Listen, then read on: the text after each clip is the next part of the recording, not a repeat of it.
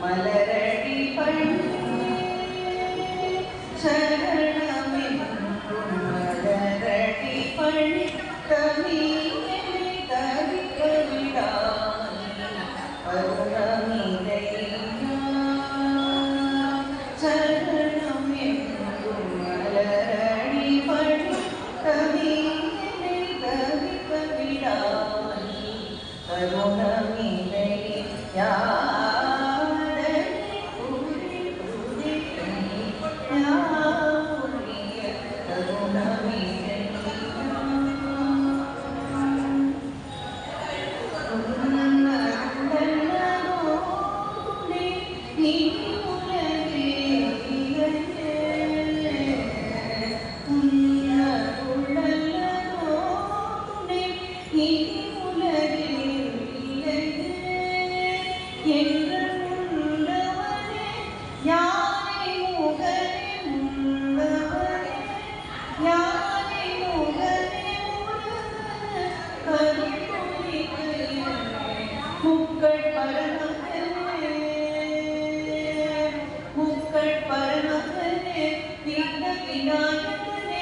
முக்கள் பரமகனே விக்ன விநாயகனே முக்கனி மோதக பிரியனே அபயம் அபயம் இறைந்து வந்தருள் அருணமீதை யாதரி கூறி கூறி கை யாவுரிய அருணமீதை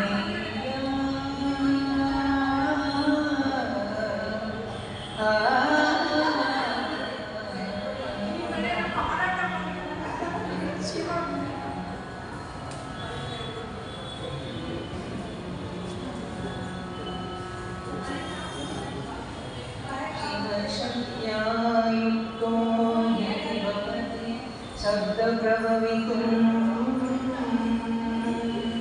न चेदेवो देवो न करोषलहस्पतिन्दुमवे अतस्त्वाम् आराध्यां हरिहरविरिञ्जादिभिरपि प्रणम्तुं स्तोतुं कथमन्तपुण्यक प्रभवति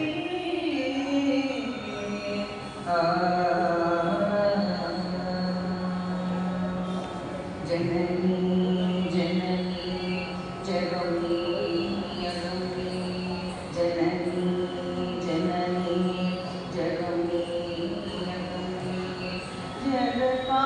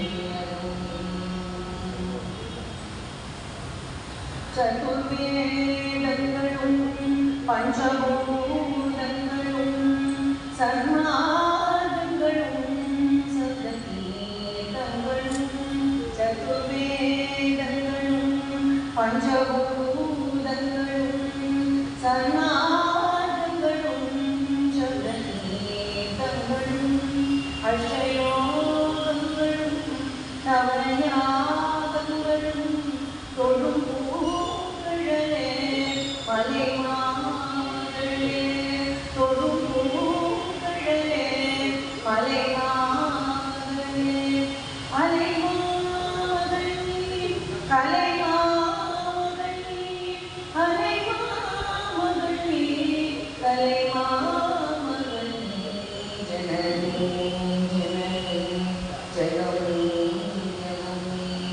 ஜகத்காரணி பரிபூரணி ஜகத்காரணி பரிபூரணி ஜனனி ஜனனி ஜகமே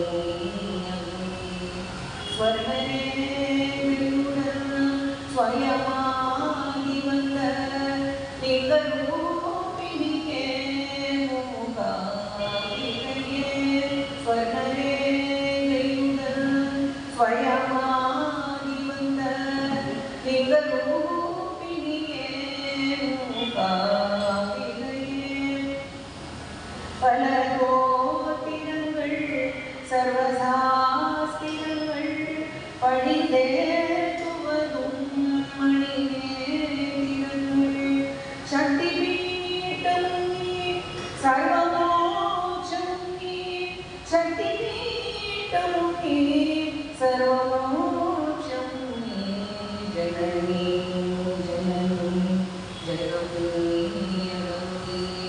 ஜகதாரணி பரிபூரணி ஜகதாரணி பரிபூரணி ஜனனி ஜனனி ஜகமே